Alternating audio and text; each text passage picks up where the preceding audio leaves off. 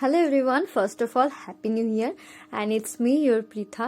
আর তোমরা এই সাজটা দেখে বুঝতেই পারছো যে এটা একটা শ্যুটের জন্য ছিল। তো এটা ছিল আমার 31 তারিখে, যার জন্য পরের দিন 1 তারিখে হচ্ছে আমার চুলের অবস্থা প্রায় এরকম ছিল।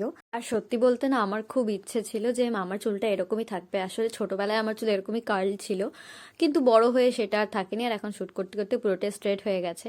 তো আমি এখানে মাথায় ভালো করে তেল দিয়ে দিচ্ছিলাম, যেহেতু অনেক স্প্রে পড়েছিল।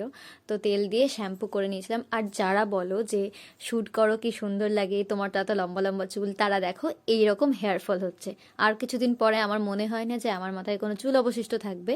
আর হ্যাঁ, আমি ড্রায়ারে খুব একটা চুল শুকায় না, যেহেতু হিট পড়ে। তো কিন্তু সেদিন এতটাই ঠান্ডা ছিল যে আমাকে বাধ্য হয়ে চুলটা শুকাতে হয়েছিল। আর তারপরে খাওয়া দাওয়া করে না গেছিলাম এই ছোটো ছোটো পাপ্পিগুলোকে দেখতে, কারণ আমাদের এখানে অনেকগুলো কুকুরের বাচ্চা দিয়েছে আর এত কিউট, তাদেরকে ডাকলেই টুনটুন টুনটুন করে নড়তে নড়তে চলে আসে। আর রাতের বেলা ছিল একটা নেমন্তন্ন বাড়ি, তো সেখানেই খাওয়া দাওয়া করেছিলাম। আর এটাই ছিল আমার 1 জানুয়ারি স্টোরি। যদি ভালো লাগে একটা লাইক কমেন্ট করে দিও।